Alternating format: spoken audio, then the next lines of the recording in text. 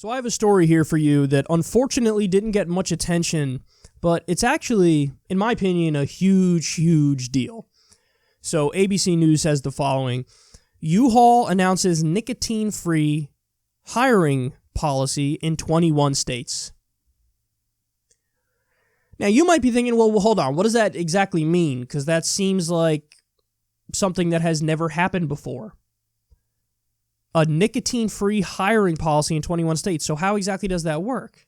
Well, I'll explain it in a second, but first let me give you U-Haul's statement. So they said, "We are deeply invested in the well-being of our team members. Nicotine products are addictive and pose a variety of serious health risks. This policy is a responsible step in fostering a culture of wellness at U-Haul with the goal of helping our team members on their health journey." I'll just say it up front. That's nonsense. The reason they're doing this is to save money on health insurance.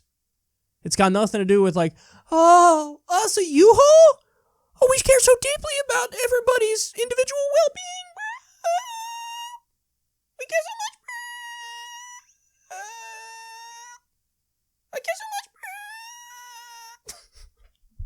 Since I'm sick, I can't hit that note I normally hit, so it just sounds like extra terrible, but that makes it kind of funny to me.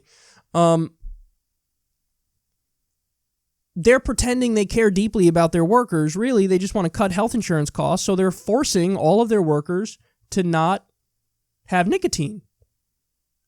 And lest you think, well, hold on, this doesn't affect that many people. 30,000 people. They have 30,000 employees. That's a giant company.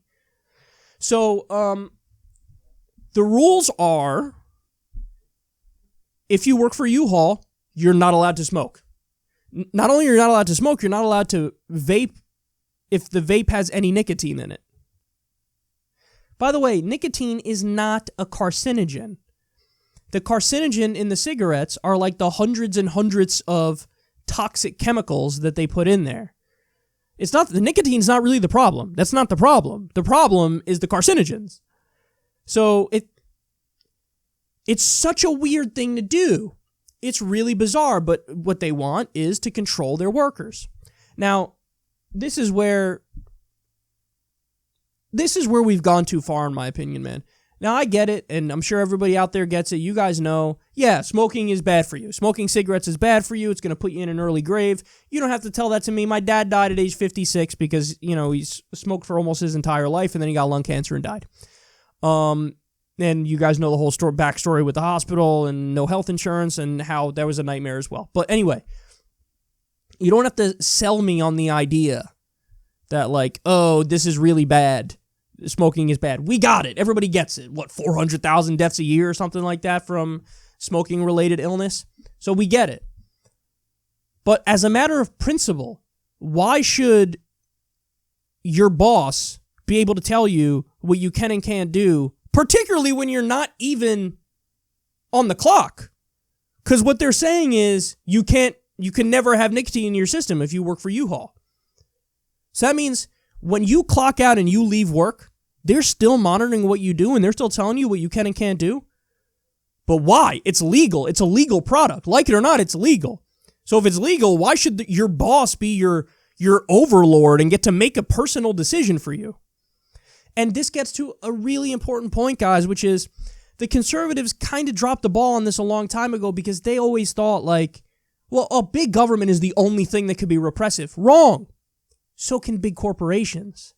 And in fact, in many ways, big corporations have a much more direct effect on your life.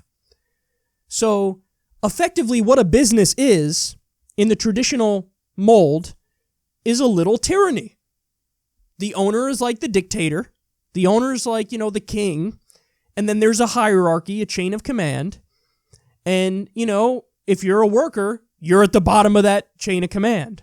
And you have some rights and protections, but by and large, you got to do what your boss says.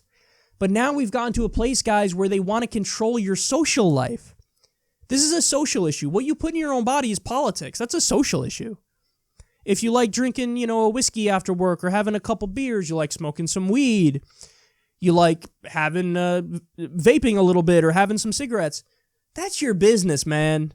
As long as you get your work done, then what's the problem here? There's no problem here. Just do your job.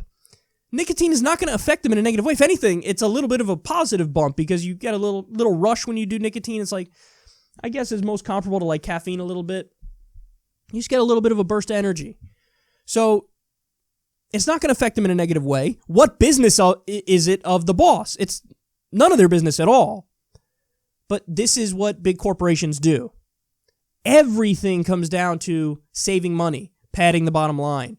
So they think, hey, let's just force all of our workers to not have something, and that'll cut our healthcare costs. Wonderful. I think the reason this is pissing me off extra is because they're trying to spin it like, we're only doing this because we care, bro. No, that's not true at all. That's not true at all. You're doing it to save money. And it's weird that this is being viewed as like a progressive policy. It's not even close to progressive. It's authoritarian. That's what this is. It's authoritarian. I don't want the government telling you what you can and can't put in your body as an adult. And I don't want your job, a corporation, a company telling you. So this is unacceptable, and we've now opened a door that I hope we can shut it. I hope we can put the genie back in the bottle, but maybe we can't. Because if they get away with this, then all other corporations are going to move in this direction too. And they're going to start social engineering. And I'm definitely not okay with that. It's none of my boss's business. Thankfully, I don't have a boss. But for people out there, I don't think it's any of your boss's business what you put in your body, man. So we got to shut this door, man. And I think they said in the article, Dayton, Ohio, as well, was one place where if you work for the city there, that you can't have nicotine. This is encroaching on personal liberty and freedom, in my opinion. They have no right to do this, and I hope this goes to court, and I hope it gets slapped down.